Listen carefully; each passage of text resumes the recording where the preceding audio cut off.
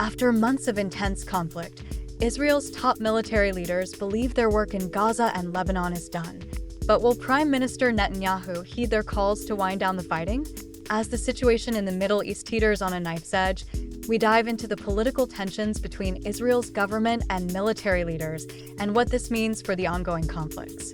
In recent days, Israel's military leadership has sent a clear signal. They believe Israel has achieved its objectives in Gaza and Lebanon, and that it's time for politicians to secure a deal. With Hezbollah signaling a possible ceasefire in Lebanon and indirect negotiations underway with Hamas in Qatar, Israeli Defense Forces leaders are urging a pivot toward diplomacy. But Prime Minister Benjamin Netanyahu remains focused on achieving what he calls absolute victory. As Netanyahu doubles down, his defense minister Yoav Gallant has voiced frustration, even sending a memo stating that the war's direction is unclear. Are Israel's leaders at odds over the future of the conflict? Israel's chief of the general staff, Herzi Halevi, recently met with top officers in northern Gaza, where he hinted that the military phase of Israel's campaign in both Gaza and Lebanon should conclude.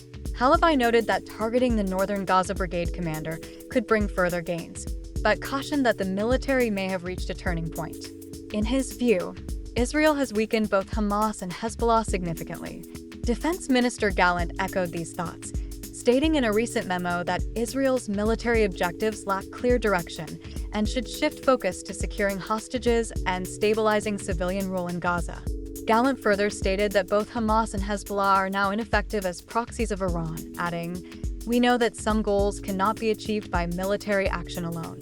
But Netanyahu continues to insist on achieving absolute victory, suggesting a prolonged conflict. The disagreement between Netanyahu and his military advisors has become public. While Netanyahu advocates for total victory, Gallant has openly criticized this goal as nonsense. Gallant's recent memo to Netanyahu, leaked to Israeli media, criticized the war's undefined objectives, warning that without a clear compass, military actions may lose effectiveness. In the Knesset this week, Netanyahu remained firm, declaring, "The absolute victory is an orderly and consistent work plan that we fulfill step by step." This stance clashes with Gallant's vision of an endgame focused on freeing hostages and supporting civilian governance in Gaza. Could this political divide affect Israel's ability to resolve the conflict? As Israel's military urges caution, regional and international players are pressing for diplomacy. In Lebanon, Prime Minister Najib Mikati has expressed hope for a Hezbollah-Israel ceasefire, possibly within days, following talks with U.S. envoy Amos Hochstein.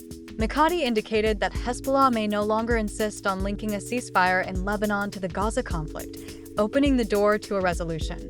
Meanwhile, American leaders, including both presidential candidates, have stated they do not want conflicts in Gaza and Lebanon on their agenda come January.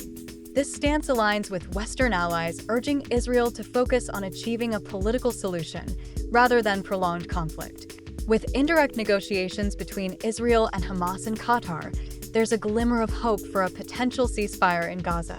Netanyahu's office has said he would consider a limited proposal to release hostages in exchange for a short truce, but has not committed to a pathway for a larger peace deal.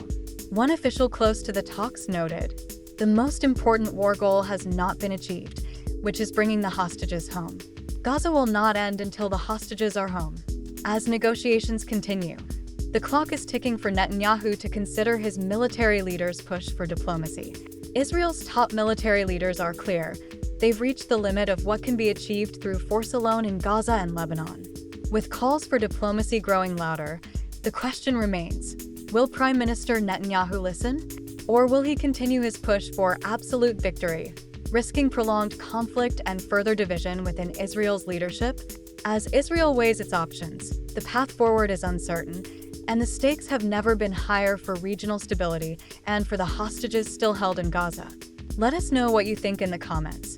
Should Israel shift its approach, or is Netanyahu's push for victory justified? Stay tuned to ELRA News for updates on this developing story in the Middle East.